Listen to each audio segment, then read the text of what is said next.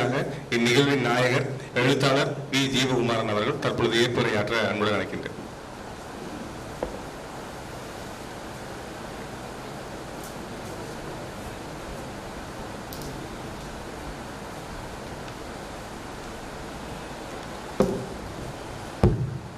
சபையிலும் அரங்கிலும் அமர்ந்திருக்கின்ற அனைவருக்கும் எனது நன்றி கலந்த வணக்கம். அது நன்றி என்றதை விட நன்றி உணர்வு கலந்த வணக்கம். நன்றி என்றது அந்த இடத்துல சொல்லிட்டு போகிறது, நன்றி உணர்வு என்றது அது எப்பவுமே இருக்கும். அது இந்த ஈரோட்டு மண்ணுக்கும் எனக்கும் அது என்றுமே இருந்து கொண்டிருக்கின்றது. நான் எனது நன்றியுடைய அல்லது எனது ஏற்புரையை ஆற்றுவதற்கு முதல் எல்லாருக்கும் பொதுப்படையாக நன்றி சொன்னாலும் இந்த ஈரோட்டு மண்ணுக்கு நான் வருவதற்கு காரணமாக இருந்த திரு ஜெகரன் ஆசீர்வாதம் அவர்களுக்கும் திரு ராஜன் அவர்களுக்கும் மணிசேர் அவர்களையும் மேடையில் வைத்து நான் அந்த நன்றியை சொல்ல விரும்புகின்றேன். சார் மேடை சார், நீங்கள் 2 பேரும் மேடைக்கும்.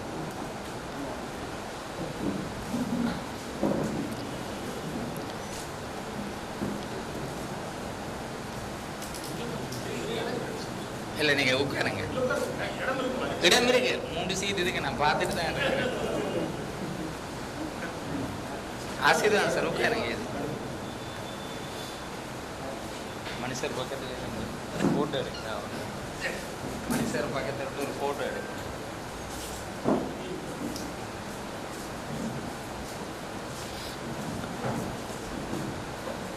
இதுதான் அவர்களுக்கு நான் செய்யக்கூடிய கைங்கரியம்.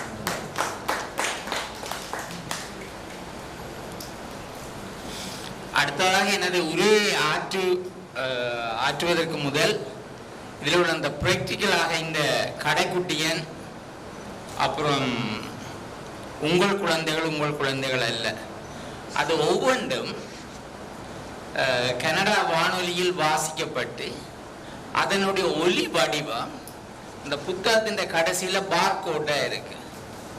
நீங்கள் உங்களோட ஸ்மார்ட் ஃபோனோ ஐஃபோனால ஒரு படம் எடுக்கிற மாதிரி கொண்டு போனால் அது ஒரு யூடியூபுக்கு லிங்க் ஆகும்.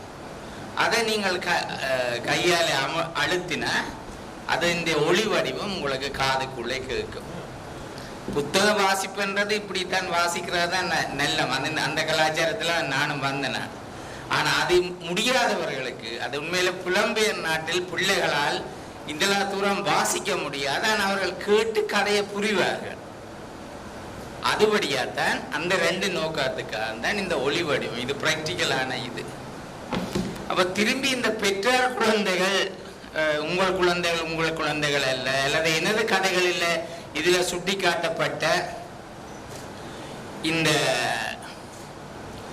2 கலாச்சார பிரச்சனைகளின் ஆணி பேர் எங்கே தொடங்குகின்றது என்றால், ஒருவருடைய தாய்மொழி என்பது அவர்களுடைய சிந்தனா மொழி. எங்களுக்கு இங்கே அந்த வித்தியாசம் தெரிவதில்லை. ஏனென்றால் ஈரோட்டில் பிறந்த பிள்ளை என்ற தாய்மொழி தான் ஈரோட்டில் சிந்தனா மொழியாக அந்த பிள்ளையினுடைய சிந்தனா மொழியாக இருக்கும். ஆனால் டென்மார்க்கில் பிறந்திருக்கின்ற என்னுடைய 2 பிள்ளைகள், அவர்கள் வளருகின்ற கலாச்சாரம், செல்லுகின்ற பாடசாலை, அவர்கள் தொழில் பார்க்க போகின்ற இடங்கள் எல்லாமே டெனிஷ். ஆகவே அவர்களுடைய தாய்மொழி அது டெனிஷ் மொழி தான். ஆகவே அவர்கள் அந்த நாட்டு பிரஜைகளாக மாறிக்கொண்டிருக்கும் பொழுது, அந்த கலாச்சாரத்தை அவர்கள் முற்றாக எடுக்கும் பொழுது, எங்கள் கலாச்சாரம் சில இடங்களில் நல்லதாகவும் சில இடங்களில் ஏளனங்களாகவும் மாறும் பொழுது, குறிப்பாக இந்த சாதி பற்றி நாங்கள் கதைக்க அந்த பிள்ளைகளுக்கு புரியாது. நீங்க எப்படி சொன்னாலும் புரியாது. இது ஒரு பார்பேரியன் கதைன்னு சொல்லுவாங்க. ஆகவே அந்தந்த கலாச்சாரம், அந்தந்த மாற்றங்களும் எங்களுக்குள்ள வர்ற சில அதிர்வலைகள் தான் எனது கதைகளிலும் வந்திருக்கின்றது. அது ஏற்கலாமா இல்லையா, ஜீரணிக்க முடியுமா இல்லையான்றது இல்லை, இதுதான் நிஜம். இந்த நிஜத்தின் அடுத்த படி என்னன்றது அந்தந்த காலகட்டத்தை அது தீர்மானிக்கும்.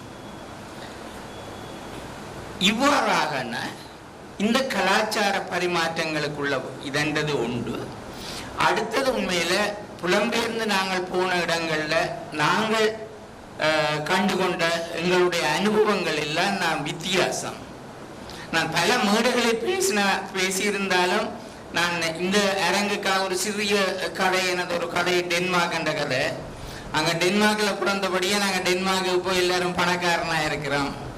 ஆகவே அந்த டென்மார்க்குக்கு ஒரு ஒரு நன்றி சொல்லணும், ஒரு விசுவாசமா இருக்க போறோம்ன்றதுக்காக ஆம்பளை பிள்ளைக்கு டெனிஷன் என்றும் பொன் குழந்தைக்கு டென்சி என்றும் பேர் வச்சு அந்த பிள்ளையை நல்லா வளர்க்கிறார்கள். ரொம்ப பணக்காரர் தமிழாக்கள் டென்னிஸ்காரரை விடவே ரொம்ப பணக்காரர் ஆடம்பரமா எல்லாம் அவங்க இருப்பாங்க, அப்படியெல்லாம் வளர்க்குறாங்க.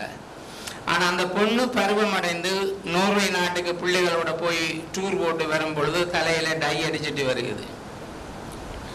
அப்ப தாய்க்கு ஒரு மாதிரி இருக்கு என்றாலும் ஓகே. ஆனா பார்த்தா அந்த மாத விளக்கு வர இல்லை அந்த பொண்ணுக்கு.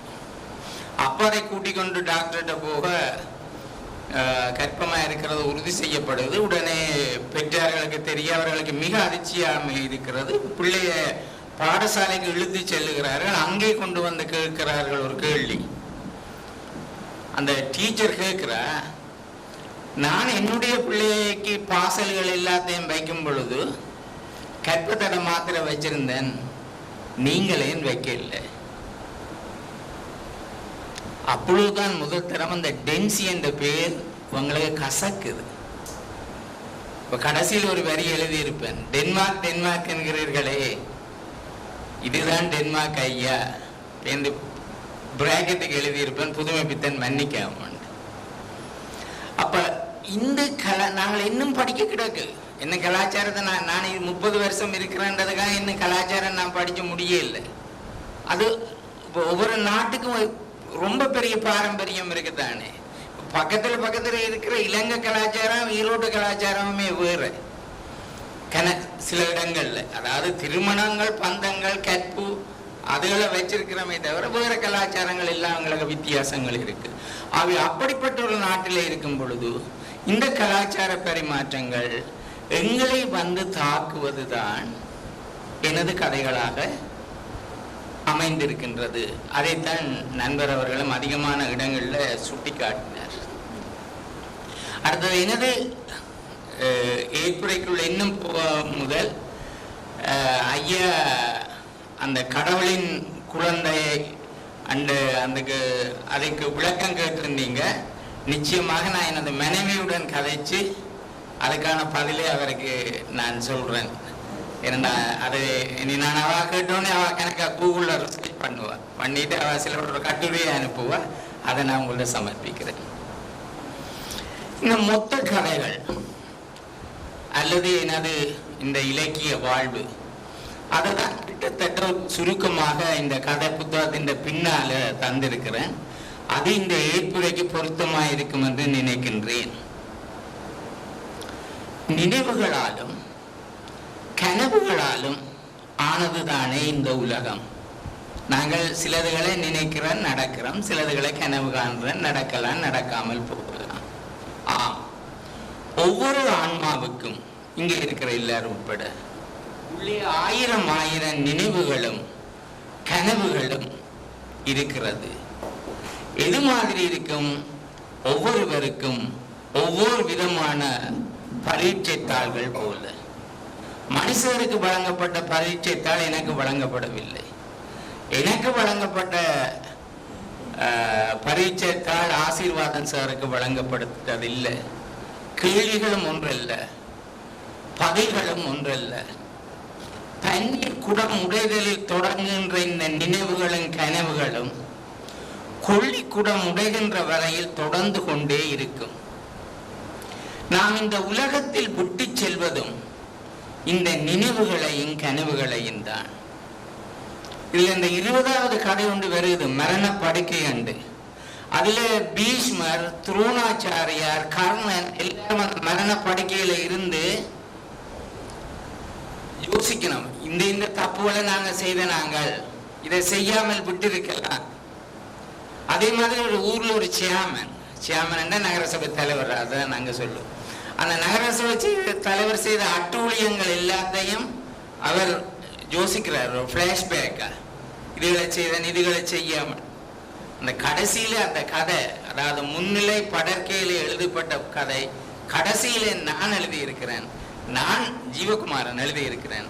நான் இந்த மரண படுக்கையில் இருக்கும் பொழுது என்னை என்னென்ன நினைவுகள் வந்து விரட்டுமோ. நான் வாழ்க்கையில புனிதனான ஆளில் தானே, சாதாரண மனுஷன். நாங்களும் தப்பு செய்திருக்கிறோம், பெரிய தப்பு இல்லாட்டியும் பக்கத்து விட்ட மாங்காய் தேடி இருப்போம் தானே, சின்ன தப்பு. அப்படி எத்தனையோ தப்புகளை நாங்க செய்திருப்போம். அப்ப இந்த கனவுகளாலும் நினைவுகளாலும் ஆனாதான் வாழ்க்கை. அதை அடிப்படையாக வச்சு எழுதப்பட்டதுதான் அந்த மரண படுக்கைகள் என்ற கதை. அதனையே நானும் செய்து கொண்டு உங்களுடன் பகிர்ந்து கொண்டிருக்கின்றேன். பல சந்தர்ப்பங்களில் என் கனவுகளும் நினைவுகளும் உங்கள் கனவுகளுடன் நினைவுகளுடன் ஒரே திசையில் பயணிக்கும் பொழுது நீங்கள் பரவசப்படுகிறீர்கள். அதாவது 96 படம் அவர் சொல்லிக்கே அவருடைய முதல்ல பரவசம் இருந்தது. ஆனால் அவ்வாறு இல்லாத உலகத்தை உங்கள் முன்னே வைக்கும் பொழுது நீங்கள் வியந்து போகிறீர்கள் என்ற உங்களுக்கு டென்மார்க் என்ற சிலர்கள் உங்களுக்கு தெரியாது. அதை வைக்க நீங்க வியந்து போகிறீர்கள். இரண்டும் எனக்கு மகிழ்ச்சியே. தொடர்ந்து பயணிப்போ. இதுதான் நான்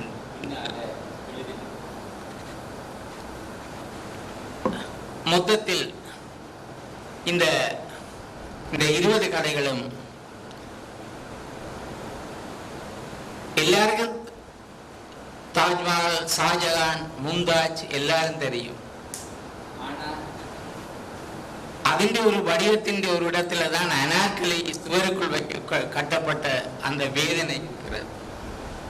அவள் ஆடும் பொழுது அப்படி மாதுளம் போல் மொட்டு விரிகிற மாதிரி அவளுடைய அங்கங்கள், அந்த உடை, ஆடல் உடைகள், அதிலிருந்து உருவாகின ஒரு மாதுளம் பூ மட்டுக்கள். ஐரோப்பாவில் அன்னதான கலாச்சாரம் பண்ணது இங்க எல்லாருக்கும் பசிச்சவனுக்கு தான் அன்னதானம் கொடுக்கிறது. அங்க பசியாதவனுக்கு கொடுக்கப்படும் ஒரு அன்னதானத்தின் கதை. അതിൻ്റെ ஒரு கதையை என்னோட கதையை நானே விமர்சிக்க கூடாது. தேவையில்லாமல் சாப்பாடு கூட கோயிலில் அன்னதானத்தை வேண்டி கொண்டு வீட்டை போய் மீன் குழம்போடு சாப்பிட்ற ஒரு சம்பவங்கள்.